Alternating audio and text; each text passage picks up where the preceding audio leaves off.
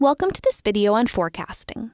You can download the exercise workbook to follow along in your own copy of Tableau. Forecasting means using a statistical model to generate predictions for future data based on historical information. It's very easy to build a forecast in Tableau, though there are some constraints we'll cover at the end. All we need is a date field, like order date, and a measure. Then, from the Analytics tab, bring out Forecast. The view will have both the forecast and the prediction interval, the shaded band, by default.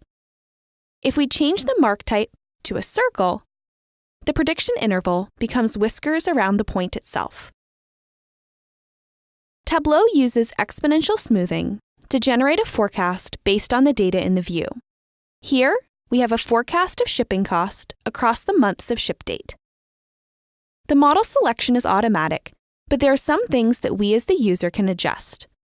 If we want to customize the default forecast, right-click in the view, select Forecast, Forecast Options.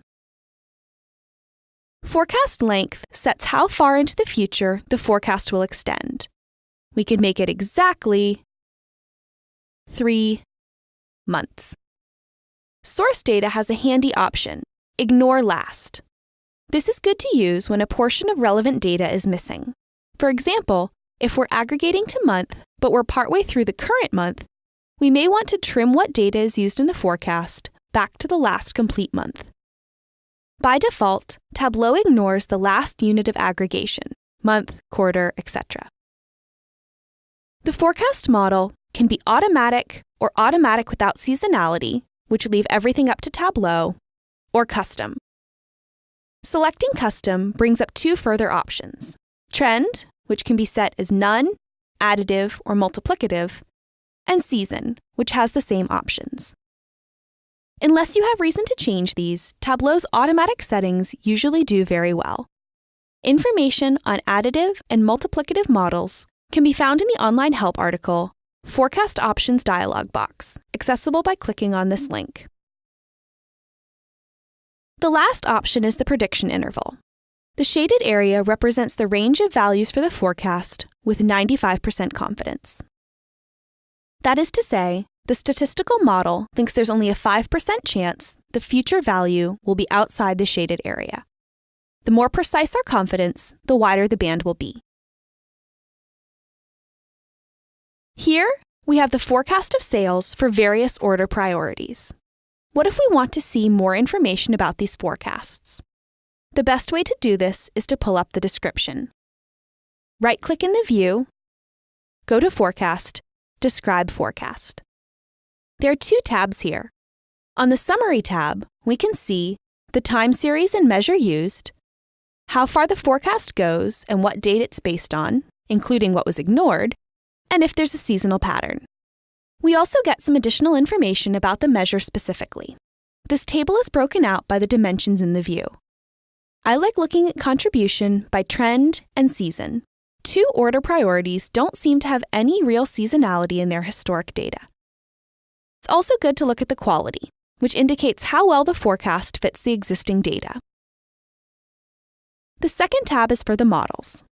Tableau uses Holt-Winters exponential smoothing, and this tab describes the quality metrics and smoothing coefficients used in the model. Again, Tableau will automatically evaluate the data and apply the appropriate model. There is no way to alter the smoothing constants used. For a complete explanation of the information found in Describe Forecast, please see the online help article by clicking this link. Forecasting in Tableau has some requirements. Forecasting needs at least 1 date and 1 measure, at least 5 data points, and if the data is seasonal, there need to be at least 2 seasons worth of data. Forecasting also has some restrictions. Because of the nature of the forecasting models, forecasting cannot be done against a cube, on a view containing table calculations, on a view containing totals, subtotals, or percent calculations, or on disaggregated measures or dimensions. Though forecasted measures can be broken out by dimensions, the forecast itself is on the measure. Tableau can provide a lot of information about the forecast by way of the forecast field results. This feature is easiest to explain by showing it off. Here we have an existing forecast of profits across order date. If we click on the pill that has been forecasted, indicated by this thick upward arrow, and go to Forecast Result, we see several options. Let's explore these. We'll bring a new copy of the forecasted field, Sales, to the tooltip.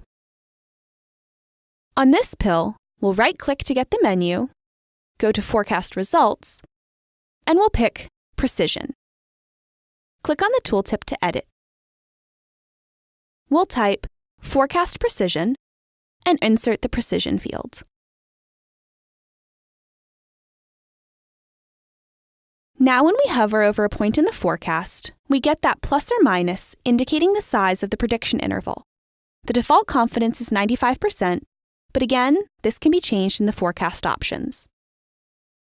Another cool thing is the forecast indicator. Here on the timeline, we see the forecasted values as light blue. Let's duplicate this tab as a cross tab, swap our axes. We'll move Forecast Indicator to Color, and we can edit our colors to make it a bit easier to read.